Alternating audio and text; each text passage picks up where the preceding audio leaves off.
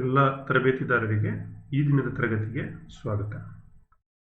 Dear trainees, welcomes you all for today classes.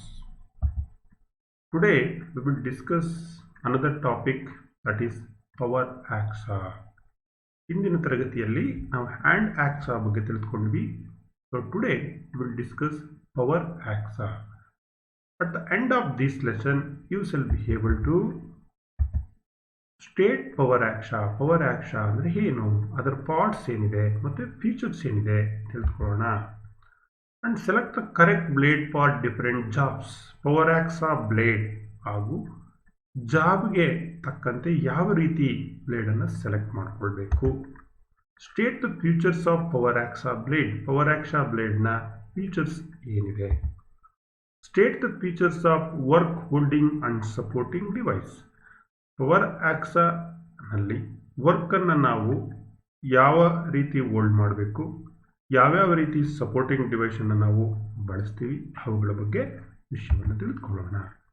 And state the method of fixing power hacksaw blades. Power hacksaw ಮೆಷಿನ್ಗೆ power hacksaw ಬ್ಲೇಡನ್ನು ಯಾವ ರೀತಿ fix ಮಾಡೋದು, ಇದರ ಬಗ್ಗೆ ಈ ತರಗತಿಯಲ್ಲಿ ತಿಳಿದುಕೊಳ್ಳೋಣ. ಈಗ ಪವರ್ ಆಕ್ಸಾ ಅಂತಕ್ಕಂಥದ್ದು ಒಂದು machines. This is the most commonly used metal cutting sauce. ಈಗಾಗಲೇ ನಾವು ಮೆಟಲನ್ನು ಕಟ್ ಮಾಡಲಿಕ್ಕೆ ಹ್ಯಾಂಡ್ ಆಕ್ಸಾವನ್ನು ಯೂಸ್ ಮಾಡ್ತಾ ಇದ್ದೀವಿ, ಅದರ ಬಗ್ಗೆ ತಿಳಿದುಕೊಂಡಿದ್ದೀವಿ.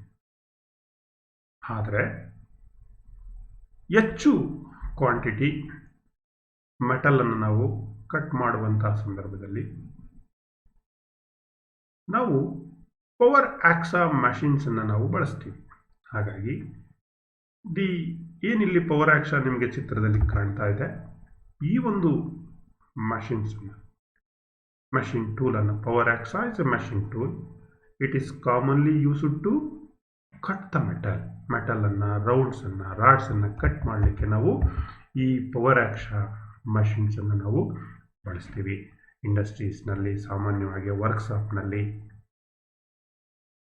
ಮತ್ತು ಒಂದೇ ಸೈಜಿನ ಪೀಸನ್ನು, ನಂಬರ್ ಆಫ್ ಪೀಸಸನ್ನು ಕಟ್ ಮಾಡುವಂಥ ಸಂದರ್ಭದಲ್ಲಿ ಈ ರೀತಿಯಾದಂಥ ಪವರ್ ಆಕ್ಸಾ ಮೆಷಿನ್ಸನ್ನು ನಾವು ಬಳಸ್ತೀವಿ ಮಕ್ಕಳೇ.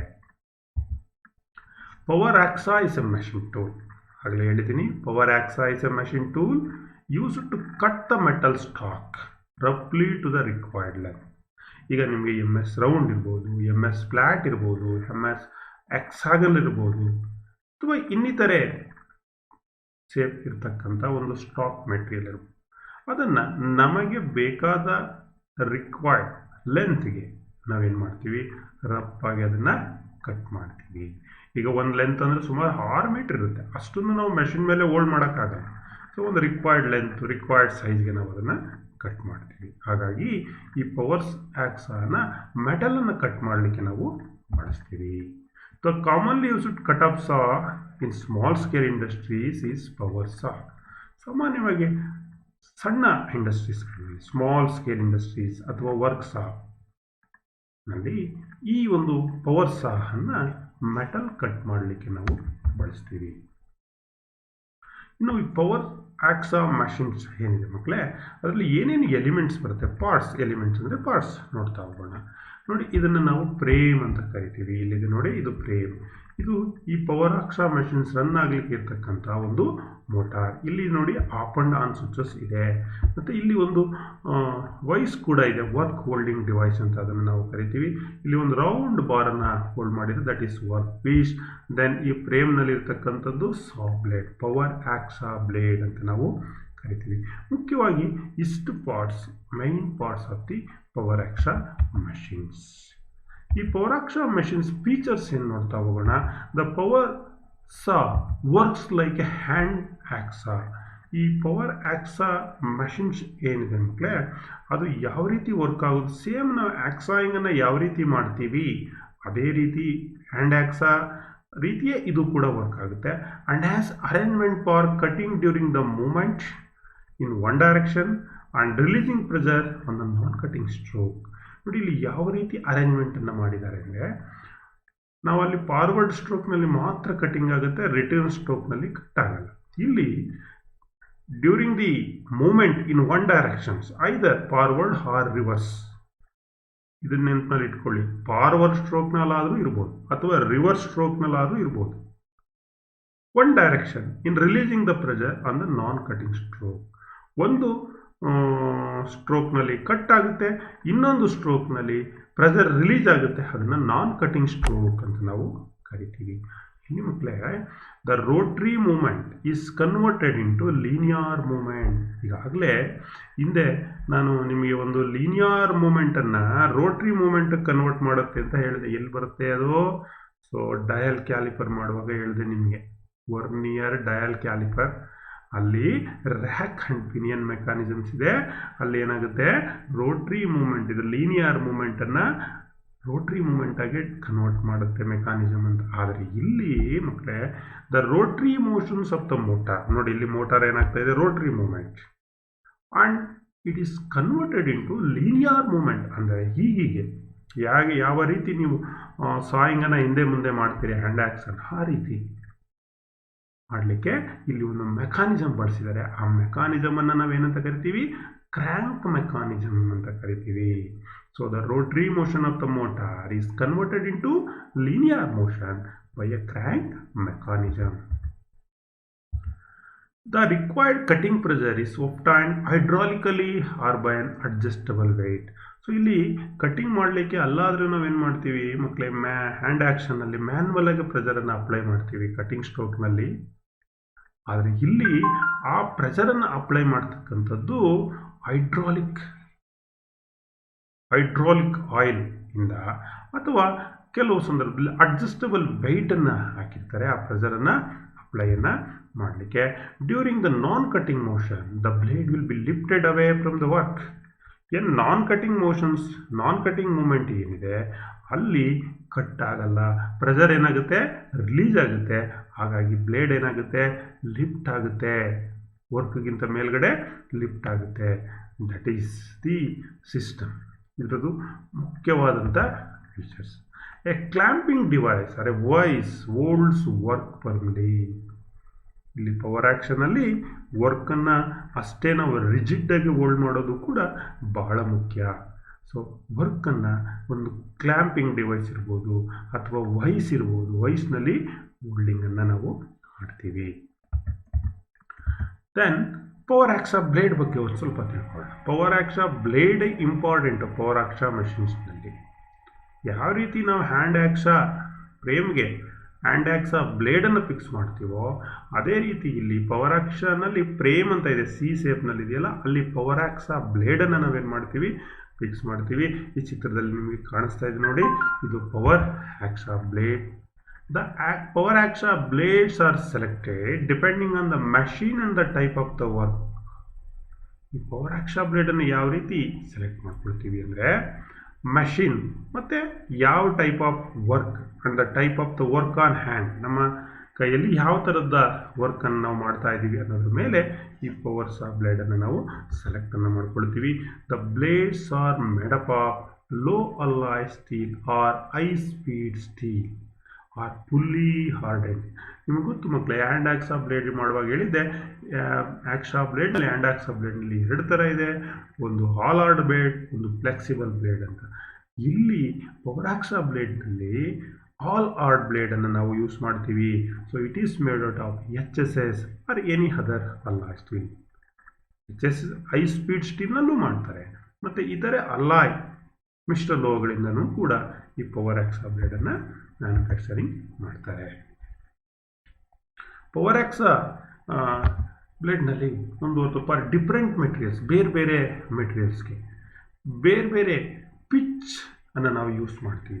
That means blades of different pitches are used for different materials. That means number of pitch ಅಂದರೆ ಏನು, ಪಿಚಸ್ ಅಂದರೆ ಇಲ್ಲಿ number of teeth per 25 mm length, TPI ಅಂತ ಕರಿತೀವಿ. ನಾನು ಹೇಳಿದ್ದೀನಿ, ಹ್ಯಾಂಡ್ ಆ್ಯಕ್ಷ ಬ್ಲೇಡಲ್ಲಿ ಟೀತ್ ಪರ್ ಇಂಚ್, 1 ಇಂಚ್ ಅಳತೆಯಲ್ಲಿ ಎಷ್ಟು ಟೀತ್ ಇದೆ, ನಂಬರ್ ಆಫ್ ಟೀತ್ ಎಷ್ಟಿದೆ. ಅದೇ ರೀತಿ 25 mm in a span of 25 mm length, how many teeths are they, ಅದರ ಆಧಾರದ ಮೇಲೆ ನಾವು ಪಿಚ್ಚನ್ನು ಬ್ಲೇಡನ್ನು ನಾವೇನು ಮಾಡ್ತೀವಿ according to the material select ಮಾಡ್ಕೊಳ್ತೀವಿ. ಇಲ್ಲಿ ನೋಡಿ, ಇಲ್ಲಿ the distance between one teeth to the another corresponding teeth is called pitch ಅಂತ ಕರಿತೀವಿ. ಇದನ್ನು ನಾವೇನಂತ ಕರಿತೀವಿ? ಪಿಚ್. ಈ ರೀತಿ ಉದಾಹರಣೆಗೆ ನಿಮಗೆ ಇಲ್ಲಿ 1 2 3 4 ಟೀತ್ ಕಾಣಿಸ್ತಾ ಇದೆ. ಇದೇ ರೀತಿ ಒಂದು 25 mm ಲೆಂತ್ನಲ್ಲಿ ಎಷ್ಟು ಟೀತ್ ಕಾಣಿಸ್ತದೆ ಅನ್ನೋದನ್ನು ನಾವು number of teeth per inch ಅಂತ ನಾವು ಕರಿತೀವಿ. That is teeth per inch. As general rule. ಒಂದು ಅಲ್ಲಿ ಯಾವ ರೀತಿ ನಾವು ಸೆಲೆಕ್ಟ್ ಮಾಡ್ಕೊಳ್ತಾ ಇದ್ವಿ ಬ್ಲೇಡನ್ನು, ಇಲ್ಲೂ ಕೂಡ ಜನರಲ್ ಸಾಮಾನ್ಯವಾಗಿ ಒಂದು ನಿಯಮ ಏನಂದರೆ, softer the material lesser the number of teeth. Material soft ಇದ್ರೆ ನಂಬರ್ ಆಫ್ ಟೀತ್ ಏನಿರುತ್ತೆ ಕಡಿಮೆ ಇರುತ್ತೆ. Per length of 25 mm. Teeth with larger pitch can accommodate larger chips. ಟೀತು ತುಂಬ ದೊಡ್ಡದಿದ್ರೆ ನೋಡಿ, ಇಲ್ಲಿ ದೊಡ್ಡದಿದೆ ನೋಡಿ, ಇದು ಕಟಿಂಗ್ ಪ್ರೆಜರು, ಕಟಿಂಗ್ ಡೈರೆಕ್ಷನ್ಸ್ ಈ ರೀತಿ ಕಟ್ ಆಗ್ತಾ ಇದೆ. ಸೊ ಇಲ್ಲಿ ಈ ಟೀತ್ ಗಲೆಟ್ಸ್ ಅಂತ ನಾವೇನು ಕರಿತೀವಿ, ಇದು ದೊಡ್ಡದ ಇದ್ದಾಗ ಏನಾಗುತ್ತೆ, ಪಿಚ್, ಇದು ಚಿಪ್ ಏನು ಬರುತ್ತೆ, ನಾಟ್ ಪಿಚ್, ಈ ಪಿಚ್ ಒಳಗಡೆಗೆ, ಈ ಟೀತಿಂದ ಈ ಟೀತ್ ಒಳಗಡೆ ಪಿಚ್ ಅಂತ ಕರಿತೀವಿ. ಇದ್ರ ಒಳಗಡೆಗೆ ಟೀತ್ ಗಲೆಟ್ಸ್ ಅಂತ ನಾವು ಕರಿತೀವಿ. This teeth with large pitch ಜಾಸ್ತಿ ಇದ್ದಷ್ಟು it accommodate large quantity of chips ಅನ್ನೋದು ಅಲ್ಲಿ ಇಟ್ಕೊಳ್ಳಿಕ್ಕೆ ಸಾಧ್ಯ ಆಗುತ್ತೆ. Blades are available with varying coarseness, that is between 4 to 14 teeth per 25 mm. Coarseness, ಅದರದ್ದು ಎಷ್ಟು ರಫ್ನೆಸ್ ಇದೆ ಅದರ ಆಧಾರದ ಮೇಲೆ ನಾವು ಈ ಟೀತನ್ನು ನಾವು ಸಿಗುತ್ತೆ ನಮಗೆ ವೇರಿ ಮಾಡ್ಕೊಳ್ತೀವಿ. ಸಾಮಾನ್ಯವಾಗಿ 25 mm ಲೆಂತ್ನಲ್ಲಿ 4 ಟೀತ್ ಇರೋದು ಸಿಗುತ್ತೆ, 14 ಟೀತ್ ಇರೋದು ಕೂಡ ಸಿಗುತ್ತೆ ಕೋರ್ಸ್ ಕಂಡೀಷನ್ಸ್ಗಾಗಿ.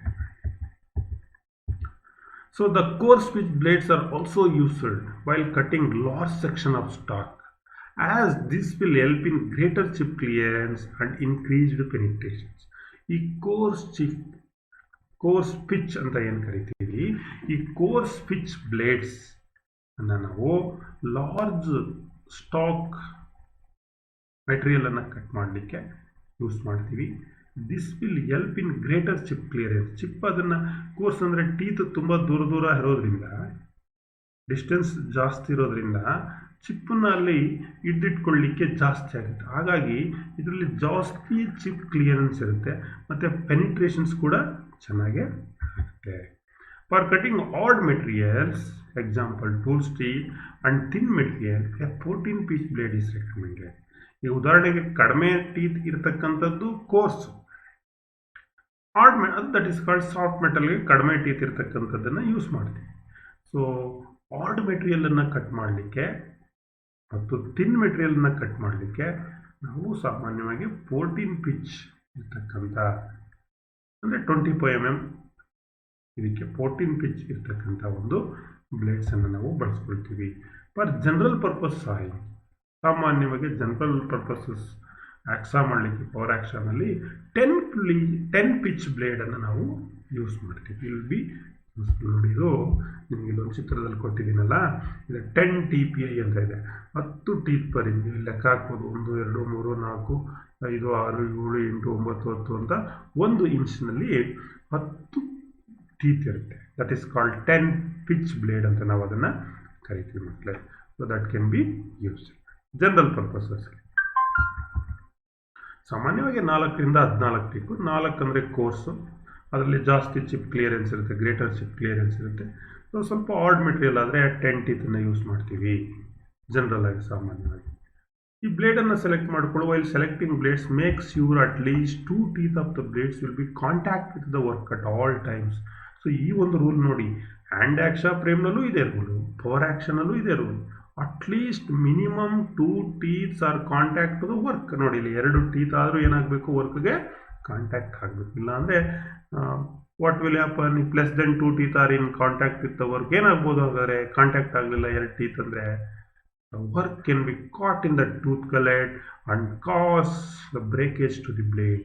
ಅವಾಗ ಏನಾಗುತ್ತೆ, ಈ ಟೂತ್ ಗಲೆಟ್ನಲ್ಲಿ ಸಿಗಾಕೊಳ್ಳುತ್ತೆ ಬ್ಲೇಡು, ವರ್ಕ್ಗೆ ಬ್ಲೇಡ್ ಏನಾಗುತ್ತೆ, ಬ್ರೋಕನ್ ಆಗುತ್ತೆ.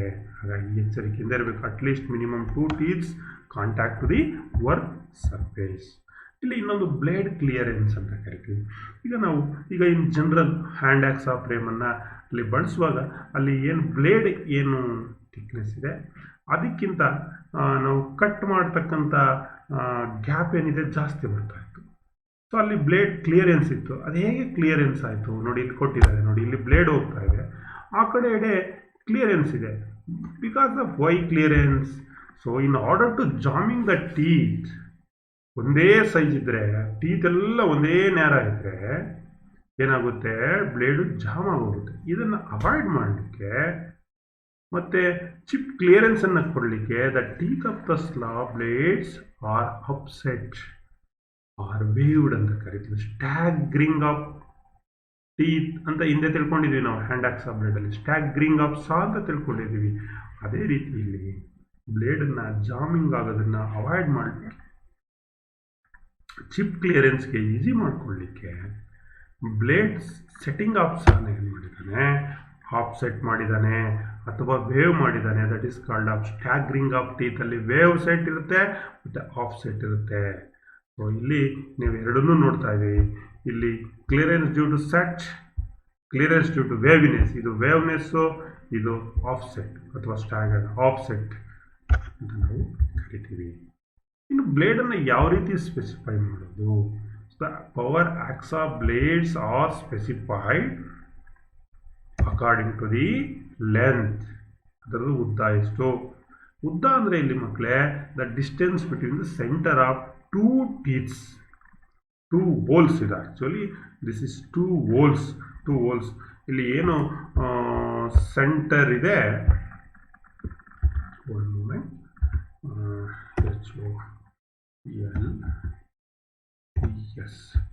Centre of two holes. ಬ್ಲೇಡನ್ನು ಸ್ಪೆಸಿಫೈ ಮಾಡೋದು ಹೆಂಗೆ? The blades, power hacksaw blades are specified according to the length of the blade. That is length ಅಂದರೆ ಇಲ್ಲಿ ಮಕ್ಕಳೇ ತಿಳ್ಕೋಬೇಕು, the distance between the two holes, and then width ಮತ್ತು thickness and pitch. ಅರ್ಥ ಆಯ್ತಲ್ಲ? Power hacksaw blades are specified according to their length, width, thickness and pitch, and it can be followed by highest number. ಇನ್ನು power ಆಕ್ಸಾದಲ್ಲಿ ನಾವು ಮೆಟಲನ್ನು cut ಮಾಡುವಂಥ ಸಂದರ್ಭದಲ್ಲಿ clamping arrangements ಯಾವ ರೀತಿ ಇರ್ತದೆ ತಿಳ್ಕೊಳ್ಳೋಣ. ಸೊ ನೋಡಿ, ಇಲ್ಲಿ ಪವರ್ ಆಕ್ಸಾ ಮೆಷಿನ್ಸ್ ಟೇಬಲ್ ಇದೆ, ಇಲ್ಲಿ ಅದರ ಮೇಲೆ ವೈಸ್ ಇದೆ, ಕ್ಲ್ಯಾಂಪಿಂಗ್ ಡಿವೈಸ್ ಇದೆ. ಇಲ್ಲಿ ಒಂದು ಉದ್ದ ಲೆಂತಿ ವರ್ಕನ್ನು ಮಾಡಿದ್ದಾರೆ. ಸೊ ಇಲ್ಲಿ ಲೆಂತಿ ವರ್ಕ್, ಇದು ವೈಸು, ಇದು ವೈಸ್ ಹ್ಯಾಂಡಲ್ಲು. ಇಲ್ಲಿ ಒಂದು ಸ್ಕ್ರೂ ಜಾಕನ್ನು ಇಟ್ಟಿದ್ದಾರೆ, ಅಂದರೆ ಈ ಜಾಬ್ಗೆ ಸಪೋರ್ಟನ್ನು ಮಾಡಲಿಕ್ಕೆ. Power saw R provided with clamping device. ಸಾಮಾನ್ಯವಾಗಿ ಪವರ್ ಸಾ ಅನ್ನು ನೀವು ಕೊಡಬೇಕಾದ್ರೆ ಅಲ್ಲಿ ಕ್ಲ್ಯಾಂಪಿಂಗ್ ಡಿವೈಸ್ ಇರುತ್ತೆ. ದೋಸ್ ಇನ್ ಮ್ಯಾಷಿನ್ ವಾಯ್ಸ್, ಯಾವ ರೀತಿ ನಮ್ಮ ಮೆಷಿನ್ ವಾಯ್ಸ್ ಇರುತ್ತೆ ಅದೇ ರೀತಿ. And the work can be gripped by using the crank hand. ವರ್ಕನ್ನು ಒಂದು ಕ್ರ್ಯಾಂಕ್ ಹ್ಯಾಂಡಲ್ಲಿ ಪರ್ಫೆಕ್ಟಾಗಿ ನಾವೇನು ಮಾಡ್ತೀವಿ, ಗ್ರಿಪ್ಪನ್ನು ಮಾಡ್ತೀವಿ. When number of pieces of the same size are to be cut and adjustable stop is use. So ಇದೇ ಮೆಷಿನ್ಸ್ನಲ್ಲಿ ಒಂದೇ ಸೈಜನ್ನು ಅನೇಕ ಪೀಸಸನ್ನು ಕಟ್ ಮಾಡಬೇಕಾದ್ರೆ ಇಲ್ಲಿ ಸ್ಟಾಪರ್ ಅಂತ ಕೊಟ್ಟಿದ್ದಾನಲ್ಲ, ಇಲ್ಲಿ ಈ ಸ್ಟಾಪರನ್ನು ನಾವು ಬಳಸ್ಕೊಂಡು ಸೇಮ್ ಸೈಜನ್ನು ನಾವು ಕಟ್ ಮಾಡ್ತೀವಿ ಮಕ್ಕಳೇ. Long bars are supported and the level maintained by the use of adjustable floor stands. Long bars ಅಂದರೆ ಉದ್ದ ಬಾರ್ಸ್ ಏನು ಮಾಡುತ್ತೆ, it can be supported and the level maintained by the use of adjustable floor stand. ಅಂದರೆ that is screw jacks. ಈ ಥರ ಒಂದು floor stand ಇರುತ್ತೆ, ತುಂಬ ಉದ್ದ ಇದೆ, ಬಾರು MS ಫ್ಲಾಟ್ ಇರ್ಬೋದು, ರಾಡ್ ಇರ್ಬೋದು, ಅದನ್ನು ಸಪೋರ್ಟ್ ಮಾಡ್ಕೋಬೇಕು. ಇಲ್ಲ ಅಂತ ಅಂದರೆ ಅಷ್ಟು ಗ್ರಿಪ್ ಆಗೋದು ಹೋಲ್ಡ್ ಮಾಡಲಿಕ್ಕೆ ಸಾಧ್ಯ ಇಲ್ಲ. ಅಂಥ ಸಂದರ್ಭದಲ್ಲಿ ಈ ಥರ ಫ್ಲೋರ್ ಸ್ಟ್ಯಾಂಡ್ಸನ್ನು ನಾವು ಬಳಸ್ತೀವಿ. ಇನ್ನು ಬ್ಲೇಡನ್ನು ಫಿಕ್ಸ್ ಮಾಡೋದು ಯಾವ ರೀತಿ? The fixing of blade is very very important.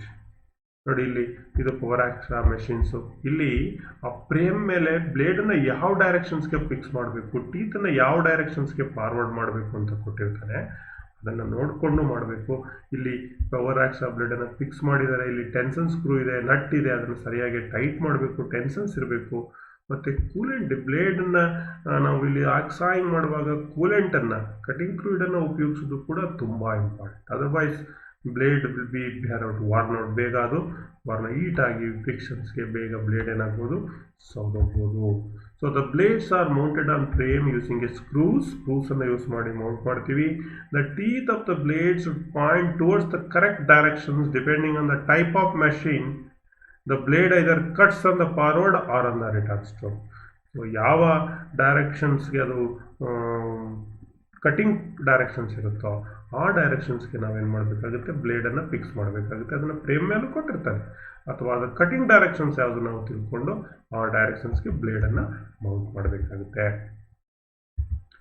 So it is necessary to follow the direction given by the manufacturer as indicated in the frame.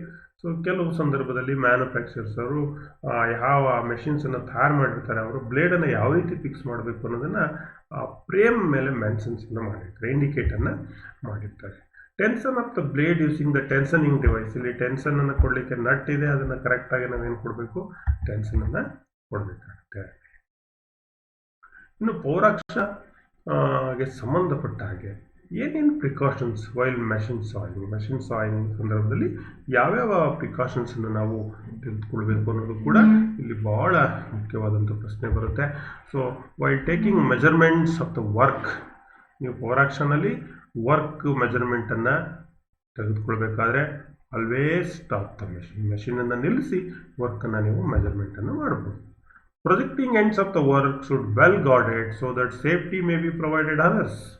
Projecting hands ಬರುತ್ತೆ, ವರ್ಕ್ ಉದ್ದ ಇದೆ ಅಂತ ಅಂದಾಗ ಅದನ್ನು ಸರಿಯಾಗಿ ಗಾರ್ಡ್ ಮಾಡಬೇಕು. ಯಾಕಂದರೆ ಬೇರೆಯವ್ರ ಸೇಫ್ಟಿನೂ ಕೂಡ ನಮಗೆ ಮುಖ್ಯ. ಅವರು ಗ್ಯಾಂಗ್ ವೇರ್ನಲ್ಲಿ ಬರ್ಬೋದು, ಅಂಥ ಸಂದರ್ಭದಲ್ಲಿ ಅವ್ರಿಗೆ ಅಡೆತಡೆ ಉಂಟಾಗುತ್ತೆ. Ensure that work does not produce in to the gangways. ಅದೇ ಯಾವುದೇ ಕಾರಣಕ್ಕೂ ಗ್ಯಾಂಗ್ ವೇನಲ್ಲಿ ನಮ್ಮ ವರ್ಕು ಇರಬಾರ್ದು, ಅಲ್ಲಿವರೆಗೆ ಚಾಚಿರಬಾರ್ದು, ಅದರಿಂದ ಬೇರೆಯವರಿಗೆ ತೊಂದರೆ ಆಗುತ್ತೆ. When sawing a thin piece, hold the material flat in the vice to prevent the saw teeth from breaking. Thin ಸೀಟನ್ನು ನಾವು ಕಟ್ ಮಾಡುವಾಗ ಮೆಟೀರಿಯಲನ್ನು ನಾವು in between the flat piece ಒಳಗಡೆ ನಾವೇನು ಮಾಡಬೇಕಾಗುತ್ತೆ, ಹೋಲ್ಡ್ ಮಾಡಿ ಮೆಟಲನ್ನು ಕಟ್ ಮಾಡಬೇಕು. ಇದರಿಂದ ಏನನ್ನು ತಪ್ಪಿಸ್ಬೋದು ಅಂದರೆ ಆ ಟೀತ್ ಬ್ರೇಕೇಜ್ ಆಗೋದನ್ನು ನಾವು ಪ್ರಿವೆಂಟನ್ನು ಮಾಡ್ಬೋದು. ಕಟಿಂಗ್ ಫ್ಲೂಯಿಡ್ ಯಾವಾಗಲೂ ಬಳಸಬೇಕು, ಕೂಲೆಂಟನ್ನು ನಾವಿಲ್ಲಿ ಬಳಸಬೇಕು always. Avoid giving excessive pressure because this can cause breakage to the blade and cut out of square. So ಯಾವುದೇ ಸಂದರ್ಭದಲ್ಲಿ ಎಕ್ಸೆಸಿವ್ ಪ್ರೆಷರನ್ನು ಅಪ್ಲೈ ಮಾಡಬಾರ್ದು, ಇದರಿಂದ ಬ್ಲೇಡ್ ಬ್ರೇಕೇಜ್ ಆಗುತ್ತೆ ಮತ್ತು ಕಟ್ಟು ಸ್ಕ್ವೇರ್ ಆಗಿ ಕೂಡ ಬರಲ್ಲ. When several piece of the same length use a stop gauge. So ಒಂದೇ ಲೆಂತಿನ ಅನೇಕ ಪೀಸ್ಗಳನ್ನು ನೀವು ಕಟ್ ಮಾಡಬೇಕಾದ್ರೆ ಸ್ಟಾಪರನ್ನು ಯೂಸ್ ಮಾಡಿ, ಅದನ್ನು ಸ್ಟಾಪ್ ಗೇಜ್ ಅಂತ ಕೂಡ ನಾವು ಕರಿತೀವಿ. When holding short work piece in a vice, be sure to place a short piece of the same thickness in the opposite end. ಒಂದು ಚಿಕ್ಕ ಪೀಸನ್ನು ಏನಾದರೂ ನೀವು ಕಟ್ ಮಾಡಬೇಕು ಅನ್ನೋಂಥ ಸಂದರ್ಭದಲ್ಲಿ ಇಲ್ಲಿ ಅದೇ ಥಿಕ್ನೆಸ್ಸು ಅದೇ ಸೈಜ್ ಇರ್ತಕ್ಕಂಥ ಒಂದು ಪೀಸನ್ನು ಹಿಂದೆಗೆ ಏನು ಮಾಡಬೇಕು, ನಾವು ಸಪೋರ್ಟನ್ನು ಕೊಟ್ಕೊಂಡು ಆಪೋಸಿಟ್ ಎಂಡ್ನಲ್ಲಿ ಸಪೋರ್ಟನ್ನು ಕೊಟ್ಕೊಂಡು ಕಟ್ ಮಾಡಬೇಕು. ಇದರಿಂದ ಬ್ಲೇಡು ಕಟ್ ಆಗೋದನ್ನು, ವರ್ಕು ಸ್ಕ್ವೇರ್ ನಾನ್ ಸ್ಕ್ವೇರ್ ಬರೋದನ್ನು ನಾವೇನು ಮಾಡ್ಬೋದು, ತಡೆಗಟ್ಟಬಹುದು. This will prevent the vice from twisting when it is tighted. ಆ ರೀತಿಯಾದಾಗ ಟೈಟ್ ಮಾಡಿದ್ರೆ ಟ್ವಿಸ್ಟ್ ಆಗೋಗುತ್ತೆ ವೈಸ್, ಇದನ್ನು ಕೂಡ ನಾವು ಪ್ರಿವೆಂಟನ್ನು ಮಾಡ್ಬೋದು. ಇದಿಷ್ಟು ಮಕ್ಕಳೇ ಪವರ್ ಆಕ್ಸಾ ಮೆಷಿನ್ಗೆ ಸಂಬಂಧಪಟ್ಟ ಹಾಗೆ ನೀವು ತಿಳಿದುಕೊಂಡು. ಇನ್ನು ಪವರ್ ಆಕ್ಸಾ ಮೆಷಿನ್ಸ್ನಲ್ಲಿ ಏನೇನು ಪ್ರಶ್ನೆಗಳು ಬರ್ಬೋದು, ಯಾವ ರೀತಿ ಪ್ರಶ್ನೆಗಳಿರ್ಬೋದು ನೋಡ್ತಾ ಹೋಗೋಣ. How the powers of blades are specified. ಈಗ ತಾನೇ ಹೇಳಿದ್ದೀನಿ, ಪವರ್ಸ್ ಆಫ್ ಬ್ಲೇಡ್ಸನ್ನು ಸ್ಪೆಸಿಫೈ ಮಾಡ್ತಕ್ಕಂಥದ್ದು according to the length of the blade, according to the width of the blade, according to the thickness of the blade, according to the pitch of the blade, according to the length, width, thickness and pitch. Name the parts marked A and B of the power source shown below. ಇಲ್ಲಿ power hacksaw machines ಇದೆ, A ಮತ್ತು B ಏನು ಹೇಳಿ ಅಂತ ಕೇಳ್ತಾ ಇದ್ದಾನೆ. So A is what, frame, B is what, motor, electric motor.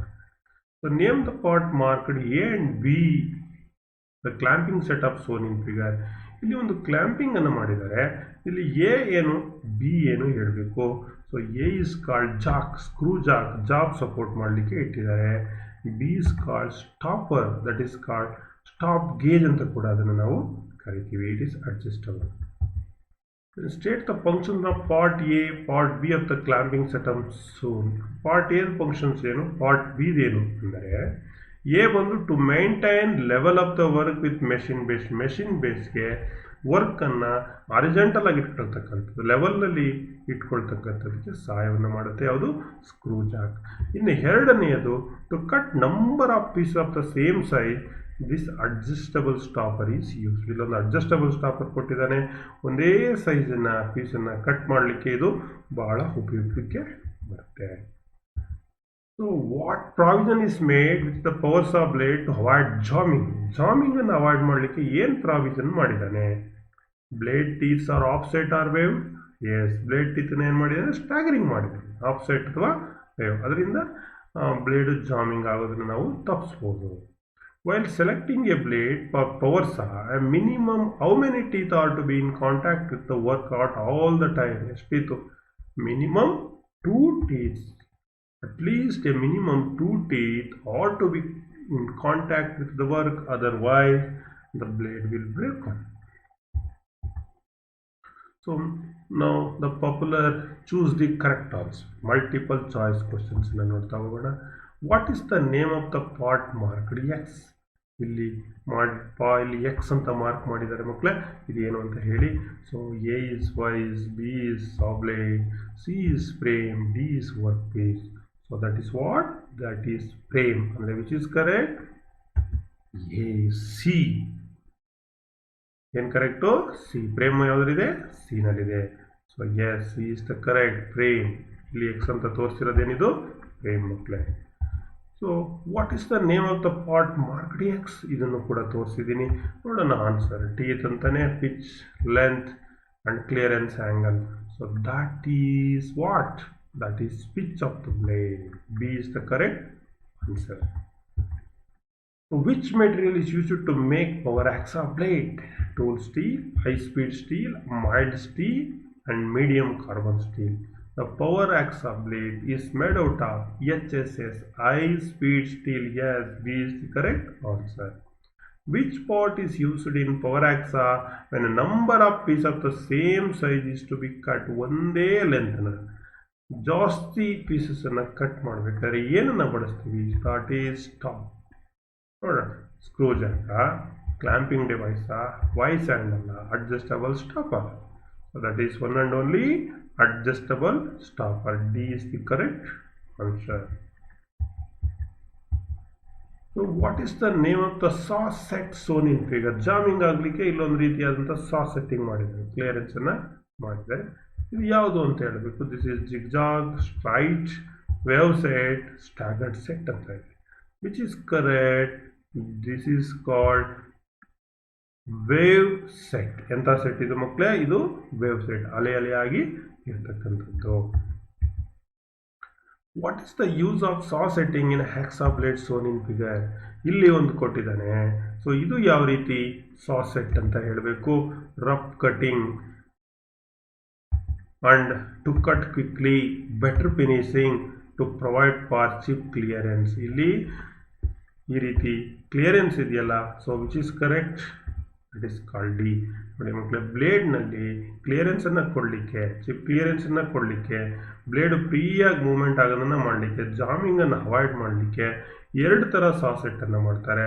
ಒಂದು staggered ಸಾ ಅಥವಾ ಅಪ್ಸೆಟ್ ಅಂತ ಕರಿತೀವಿ, ಇನ್ನೊಂದನ್ನು ವೇವ್ ಸೆಟ್ ಅಂತ ಕರಿತೀವಿ. ಅಂದರೆ ಒಂದೊಂದು ಟೀತ್ ಅನ್ನು ಆ ಕಡೆ ಒಂದು ಈ ಕಡೆ ಒಂದು ಮಾಡ್ತಕ್ಕಂಥದ್ದು, ಅಥವಾ ಗ್ರೂಪ್ ಆಫ್ ಟೀತನ್ನು ಎರಡೂ ಡೈರೆಕ್ಷನ್ಸ್ಗೆ ಟ್ವಿಸ್ಟ್ ಮಾಡ್ತಕ್ಕಂಥದ್ದು. Or in like a wave form, or in like a staggered form. So ಇಲ್ಲಿ ಕರೆಕ್ಟ್ ಆನ್ಸರ್ ಯಾವುದು? To provide for chip clearance. D is the correct answer. What is the name of the saw set shown? ಇಲ್ಲಿ ಒಂದು ಕೊಟ್ಟಿದ್ದಾನೆ, ಇದು ಯಾವುದು? Zigzag, straight, wave set, staggered set. This is what? This is staggered set ಅಂತ ಕರಿತೀವಿ. Staggered set, that is offset ಅಂತ ಕೂಡ ಇದನ್ನು ನಾವು ಕರಿತೀವಿ ಮಕ್ಕಳೇ. So then what is the name of the part marked X? That is what? Work, vice handle, stopper and clamping device. This is called stopper. STOPPR, stopper. C is the correct answer. Number of pieces ಅನ್ನು cut ಮಾಡಲಿಕ್ಕೆ ಇದನ್ನು ನಾವು ಬಳಸ್ತೀವಿ. What is the effect on saw blade if less than 2 teeth are in contact with the work while sawing?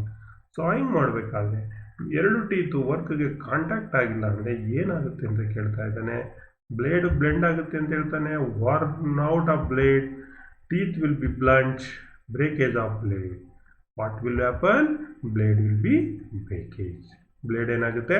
Teeth cut ಆಗುತ್ತೆ, blade ಕೂಡ ಏನಾಗುತ್ತೆ? Breakage ಆಗುತ್ತೆ. What is used for supporting long bars while cutting with power axes?